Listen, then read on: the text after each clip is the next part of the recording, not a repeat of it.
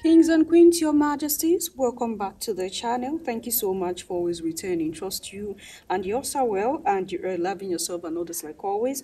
Many thanks to all of you for the support you give to the channel. Thank you so much to our channel members, to our anonymous supporters, to all of you, my esteemed subscribers. You are loved, celebrated, and appreciated. So, a new scramble for Africa. The United States secured 2 major contracts in the motherland. Yes, it's not just hearsay, it's there in the news. You can check it out. And who is even at the forefront of this securing this contract? The same woman that you all claim that, oh, she's a melanated woman, you want to vote for her.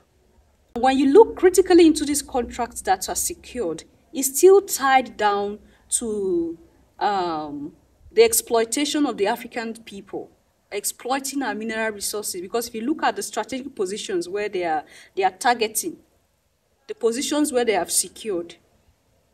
So you want to tell me someone who is of melanated is okay to keep exploiting the melanated origin, which is Africa?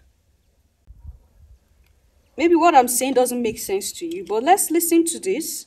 And mind you, when we talk about the scramble for Africa, what comes to mind was the 1884-85 Berlin Conference, where Europe and America sat down and divided Africa amongst themselves.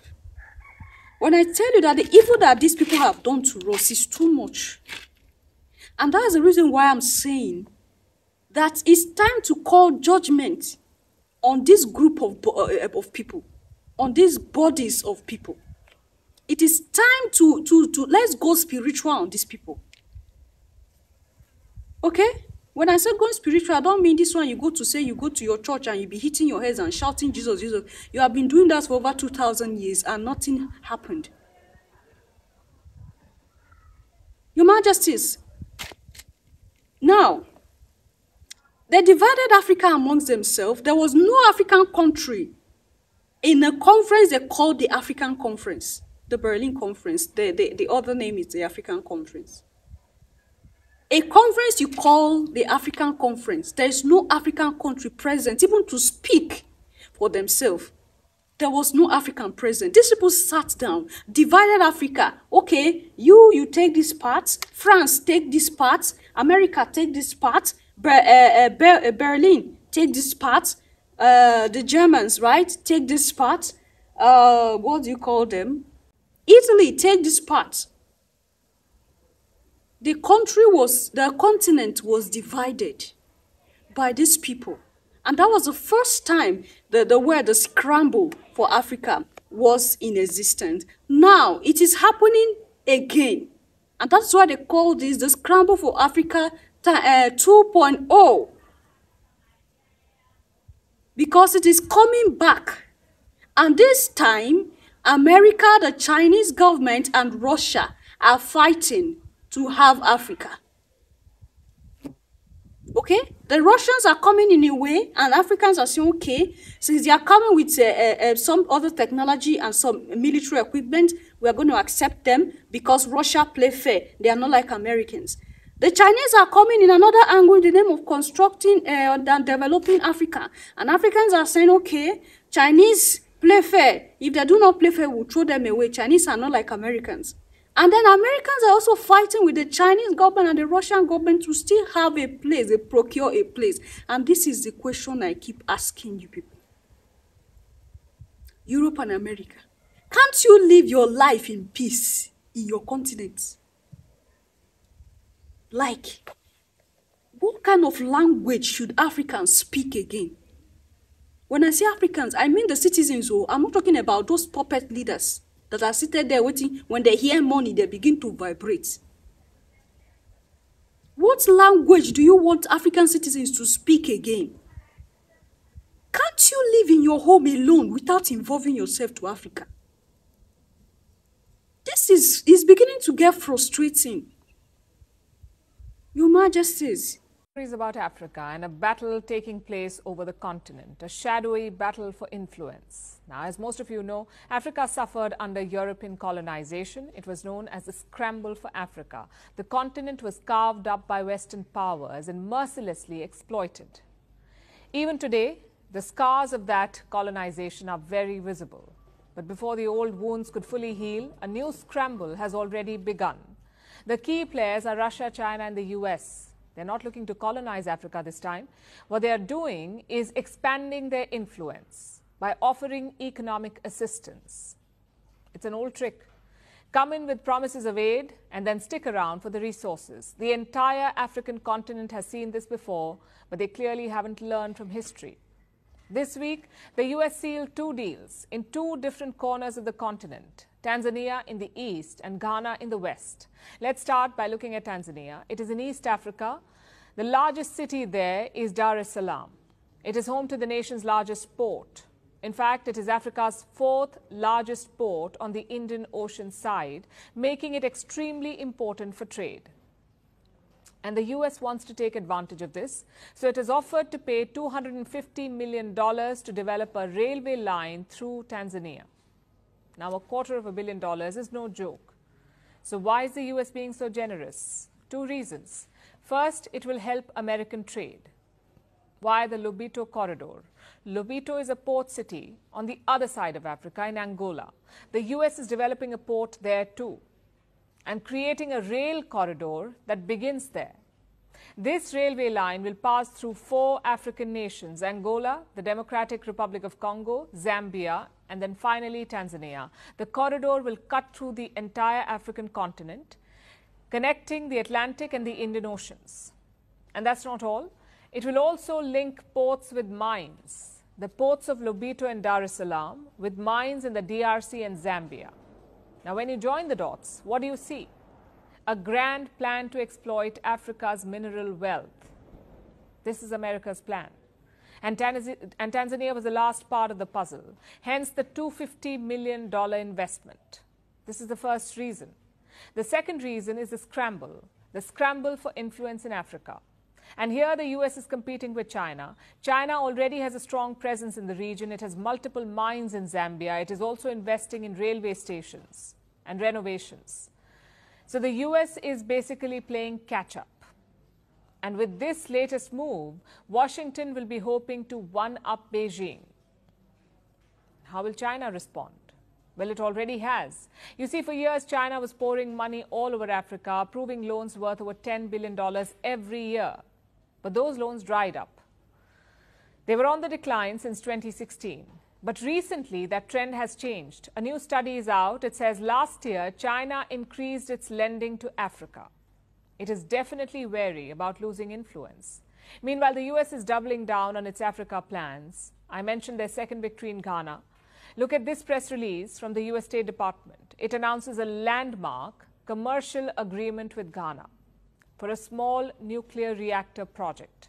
Now, Ghana has been trying to get a nuclear reactor for a while now, and it has been weighing up offers from 5 countries: China, South Korea, France, Russia, and the US. Companies from these 5 countries were bidding for the contract. Now, it seems the American company has won. The agreement was signed yesterday. This is a major win for the US. It has been lagging behind in the African nuclear race. It's been losing out to Russia in a number of countries. At one point, Moscow looked unbeatable in Africa, but now Washington has pulled off an upset. Russia and China won't take this lying down, though. Beijing is already handing out more loans. Moscow may take similar actions. The only thing we can say for sure is that the new scramble for Africa is on. Your Majesties, you have heard that.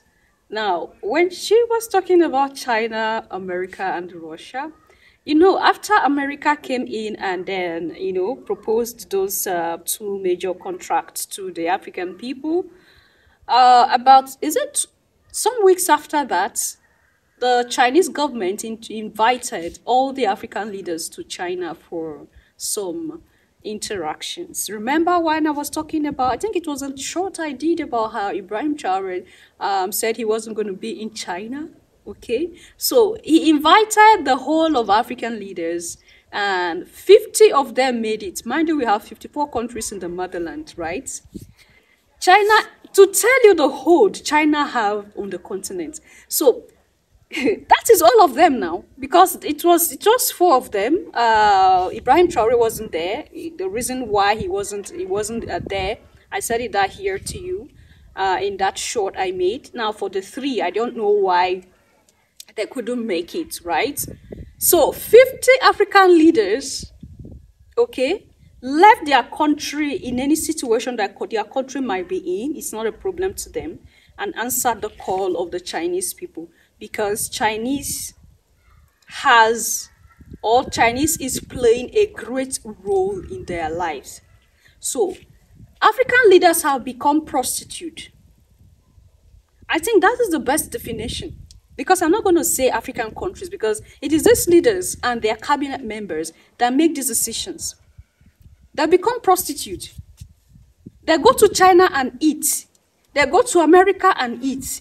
They go to Russia, eat. They go to, what's the other one? To France and eat.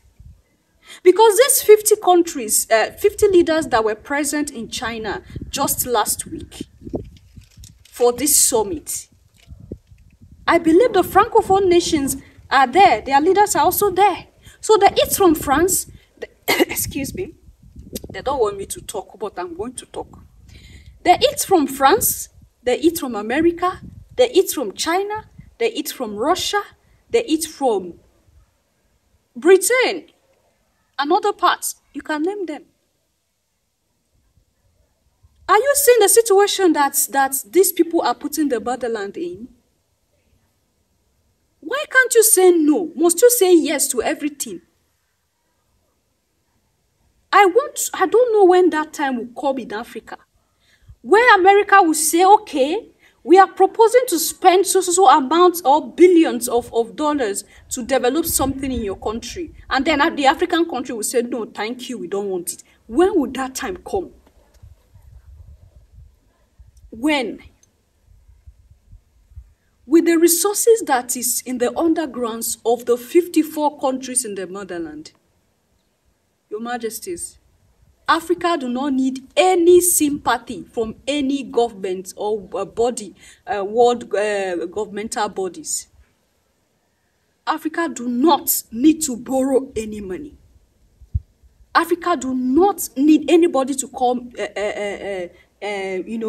propose implementing something. But we don't want to suffer. We don't want to think. Our leaders as well are just there as photocopies. And that is why we are in this situation today. Okay? Other nations, other sovereign nations are having superior power in the continent of Africa today because our leaders are happy to always collect. You think those things they are coming to give you is free? It's like chains that are still tying our legs and our hands and our mouths. Because when you need to talk, you can't talk. Look at Ibrahim Traore.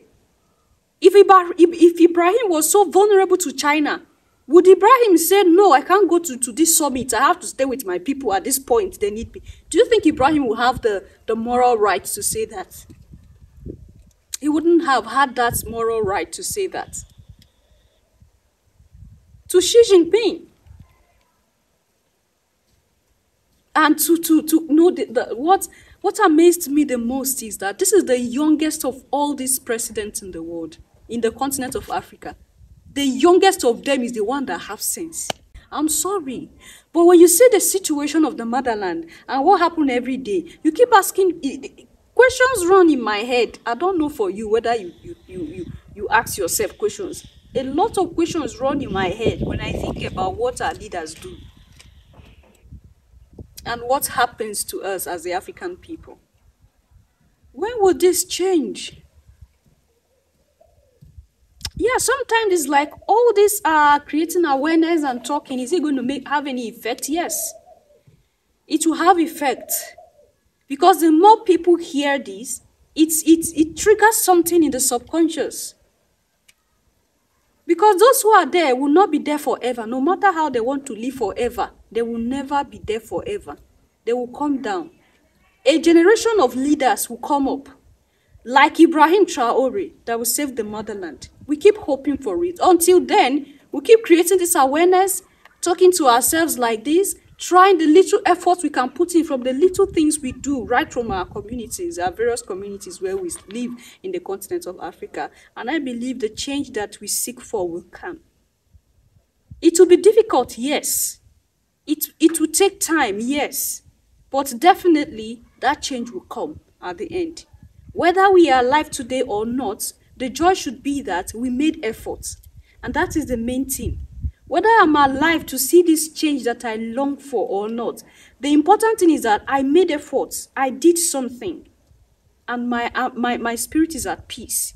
And I'm happy that I made effort. So that in the future, wherever I will be, whether in this physical plane again or in another plane, my soul will be happy that I was part of those people that agitated for a better continent for our people.